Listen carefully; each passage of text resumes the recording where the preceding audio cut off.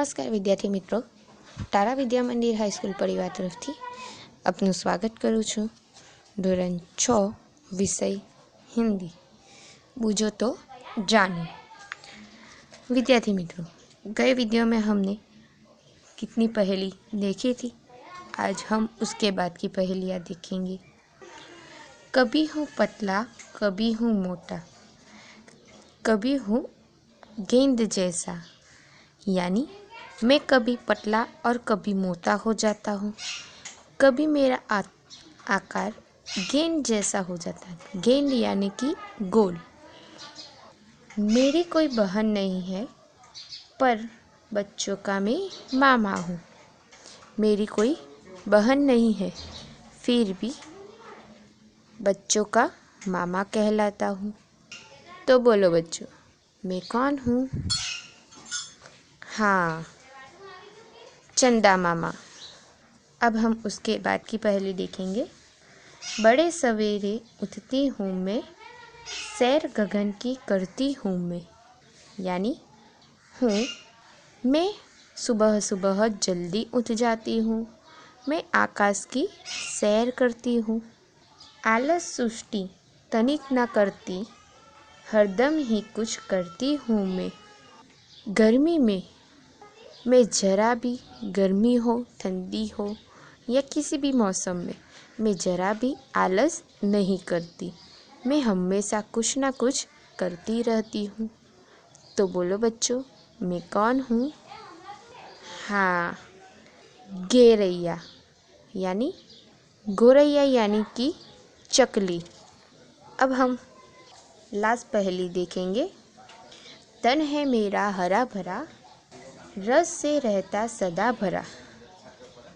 मेरा शरीर हरे रंग का है, अंदर से मैं लाल रंग का हूँ और हमेशा रस से भरा रहता हूँ। भीतर से हूँ लाल, प्यास बुझाकर पूछो मेरा हाल।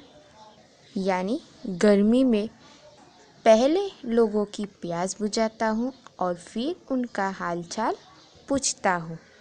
तो बोलो बच्चों, मैं कौन हूँ? हाँ, तरबूज। विद्यार्थी मित्रों, हमने गए वीडियो में प्रश्न नंबर 1 अभ्यास का देखा था। आज हम प्रश्न नंबर 2 देखेंगे। प्रश्न नंबर 2, चित्र पहेलियाँ ध्यान से देखो और बताओ यहाँ कौन कौन से प्राणी और पक्षी के चित्र दिए गए हैं।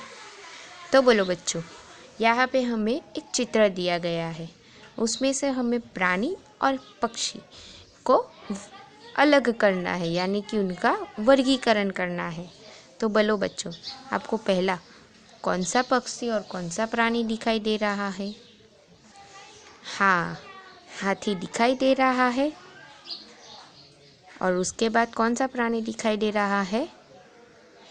ऊँट और भैंस, मगर।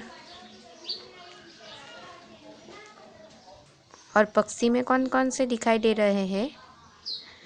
मोर, तोता,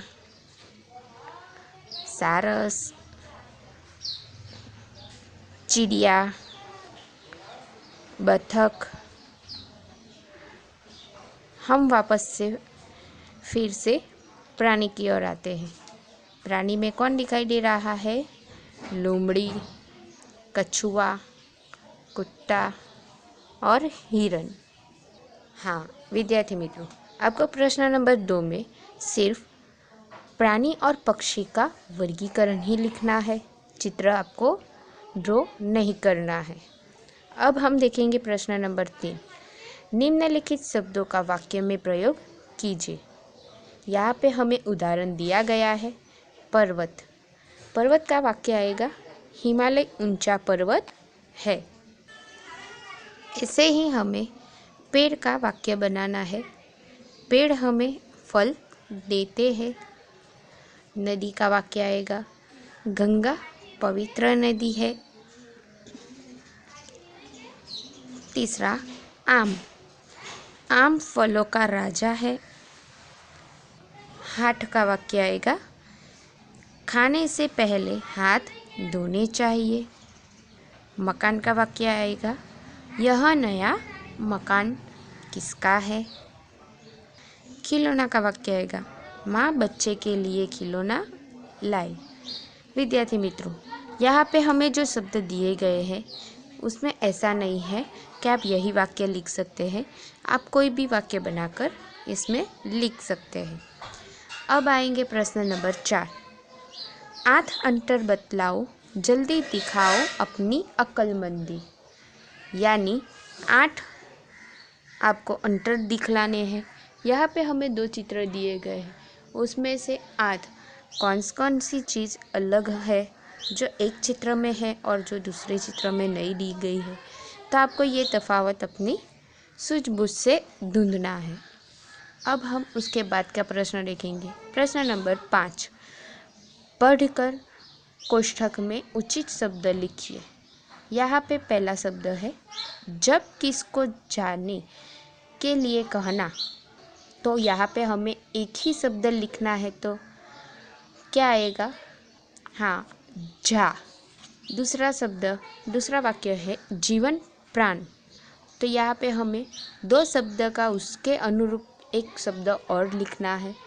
तो यहाँ पे जीवन और प्राण के साथ 2 शब्द का 2 अक्षर का शब्द आएगा जान। तीसरा, राजा जनक की पुत्री। यहाँ पे हमें 3 बॉक्स दिए गए हैं, तो 3 बॉक्स में 3 अक्षर का नाम आएगा जानकी। राजा जनक की पुत्री का नाम जानकी था। चौथों, प्राणी, पशु और जीवधारी। यहाँ पे हमें 4 शब्द दिए गए हैं, यानी कि 4 बॉक्स दिए गए हैं, उसमें 4 अक्षर का लिखना है एक शब्द। तो वहाँ आएगा जीव सृष्टि। विद्यार्थी मित्रों, अब हम प्रश्न नंबर 6 देखेंगे। नीचे दी गए वर्ग पहेली में से सार्थक शब्द ढूंढकर लिखिए। यहाँ पे हमें एक छोटी सी गेम यानी कि छोटा सा एक खेल खेलना है। पहला शब्द आएगा मधु, जो पहले ही बॉक्स में दिया गया है। दूसरा आएगा मामा। तीसरा आएगा बादल। चौथा आएगा सरल। पांचवा आएगा सावन। छठा आएगा तीर्थ। उसके बाद आएगा नदी।